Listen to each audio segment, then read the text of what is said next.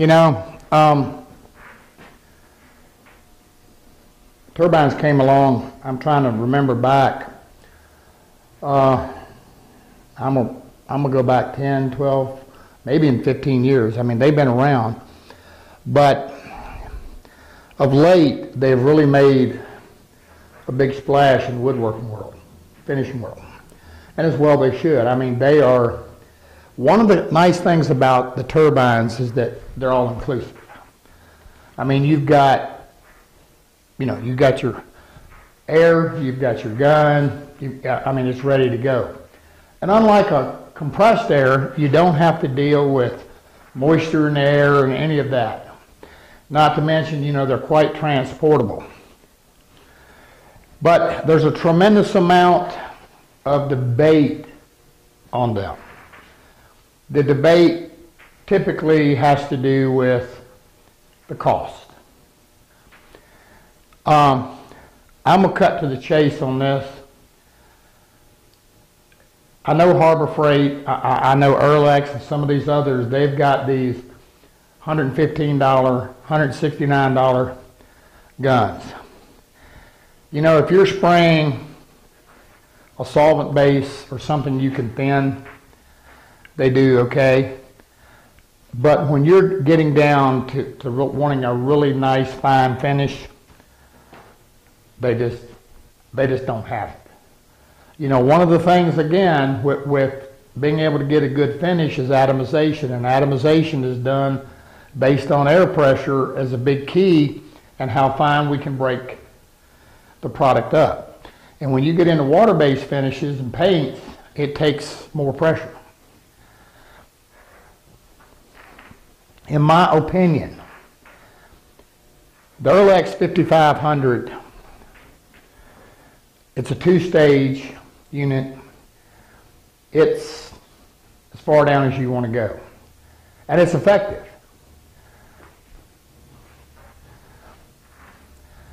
Now, we talked about this in spray guns when we talked about them.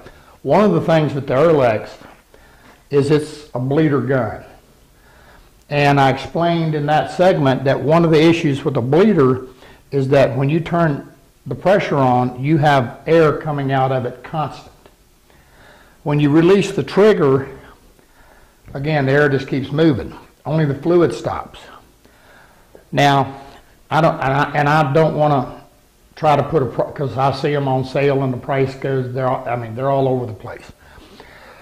But one of the things is that to make it a non-bleeder, there has to be technology within the turbine that handles the back pressure, so that when you release the trigger and the air stops, that back pressure doesn't damage the unit.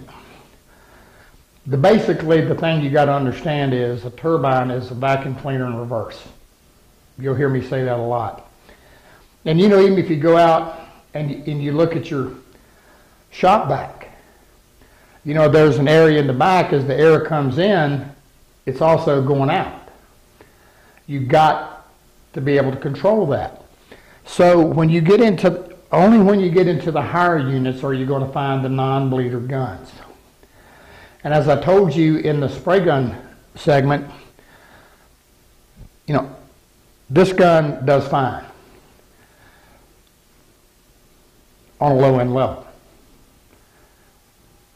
I'm not going to put it down. We've had a lot of guys come into classes with them and whatever, and we can make them work. The next step up, let me interject something. When we talk about stages, you can kind of think about stages kind of like horsepower. In reality, it kind of more has to do with how many fans or how many blades are on the fan. You know, if you take an airplane and you got a prop that's got 2 blades on it, you're going to get a certain amount of air. If you've got 4 on it, you're going to get some more. That's kind of the way it works. And again, you got to understand the turbine is supplying the air as needed, unlike a compressor that stores the air. Now, this is, and I'm going to say this again, I'm not doing an Apollo commercial. We just have used them. One of the first turbines I ever owned, I bought from Sherwin-Williams. And that's what I was trying to remember 12, 15 years ago, and it was an Apollo. And we used, and it was a little two-stage, and we used the dickens out of it. Of course, we were spraying a lot of lacquers and whatever then, and so, they performed fine. But that said, so Apollo is one I started with. I've had good service, and I'm one of those, if it isn't broke, I don't fix it. I just kind of stay there. Now, over here, this is an Apollo. This is a 5-stage. Variable speed, it's called a 1050 VR. And this is their 7500 gun, they call it the atomizer. And and we're not talking guns here, but this is a really high-end unit. It does a superb job. But I think this gun is range of 1600, 1900. It's not cheap. And I mean the unit, that's the cup and the gun. The other thing, with these, you've got 20 foot of hose. On the Erlex, you got 13. Not that that's a big deal, but it depends upon what you're doing. The other thing you have to know, you can't add to the hose. When you add to the hose, you get less pressure. And when that happens, you're kind of stuck. The other thing with the Erlex is it's what we'll call a fixed pressure. I mean, you can't, what you got is what you got. You can't change anything. On this 5-stage 1050 VR, VR simply stands for variable. I can regulate it. I've got a high and low and in between. I can change the pressure. Apollo's come out with now a new series. It's called their Eco Series. And it's also a fixed pressure. And they offer 2 types of guns with it. One is, I forget the number on it, and the other is a 7000, and it's a non-bleeder. But again, it's fixed pressure. And it's a 3-stage. Behind here, we've got another Eco system, and this is a 4-stage. And they also have a 5-stage in the Eco. Now, I've had guys in here who've got the Fujis, 2 or 3 others, I can't remember the names right off, and they performed excellent. I'm not trying to sell an Apollo. But those, the Fuji and whatever, they performed superb. Do what? Turbines. Well, Turbines is no longer in business. Oh. Sorry. They kind of went out of business. And one of the issues is that they all were kind of industrial commercial. But and by the way, if you happen to own a Turbinaire, a little bit of advice, the Apollo products, they sell replacement parts and whatever that fit the Turbinaire. Turbinaire was an excellent product in my book. It was superb. So, what would be my recommendation?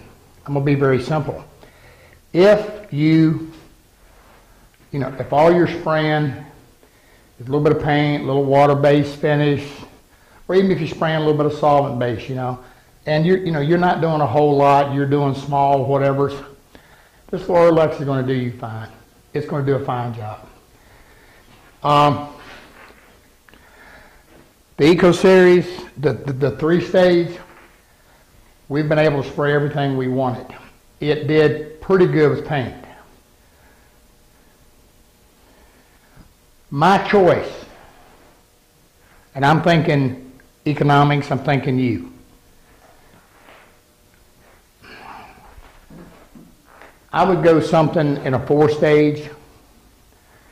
If you can afford a 5-stage, do it.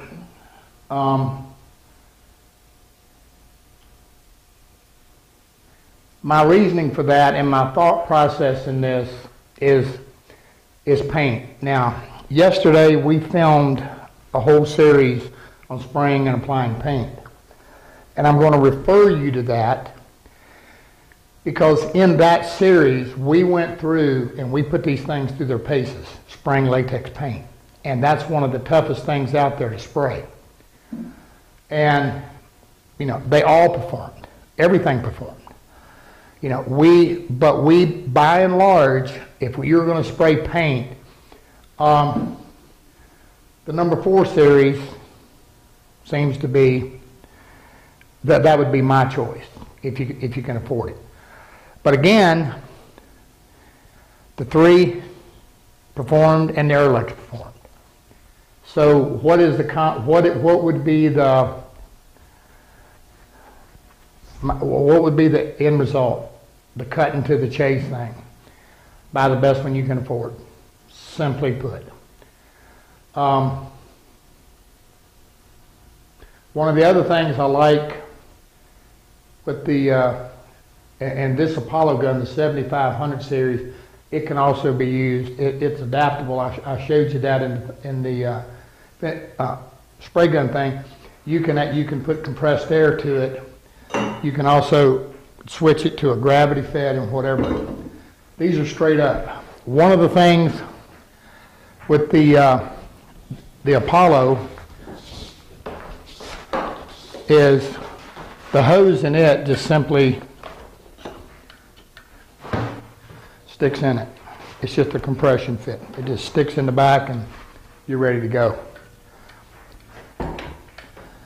The Apollo also doesn't, we can adjust the fan, we can adjust vertical, horizontal, and round. That's all we have. And we can adjust fluid. But as you'll see in the videos, if you can adjust it, you can spray with it. In the case of the other guns, we have a quick connect.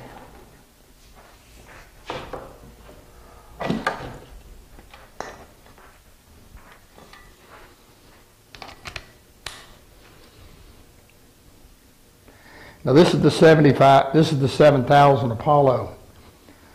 Now the other thing, and in this series you'll see, one of the things with Apollo is we've got more pressure in the cup. They pressurize the cup a little heavier. And again, the Fujis and all of them pretty much did the same thing. The Airlex, it has a hose on it and it pressurizes the cup, but not near to the extent that the Apollos do. If I'm trying to get a fine water-based finish, I find that makes a difference.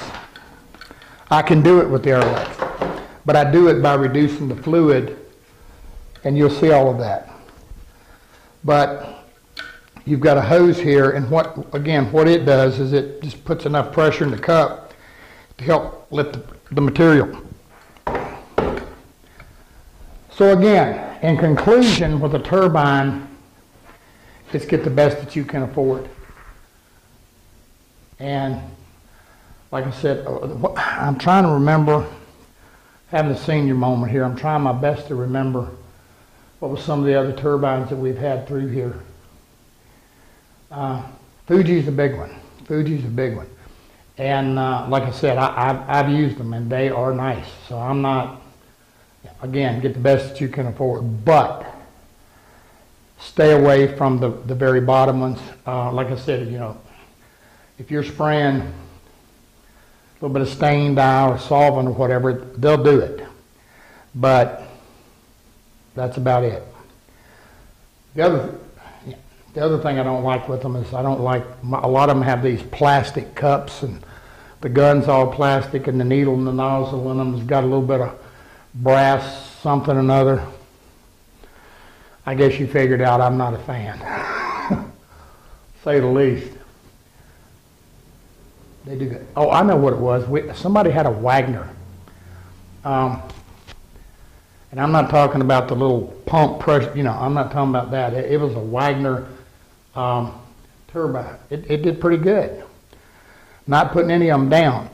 And again, it's just, when you understand the stages and you understand that when you get into heavier viscosity materials like water-based and so forth, and paints and whatever, having that extra pressure and that extra oomph in there, it makes a difference. That's pretty much turbines.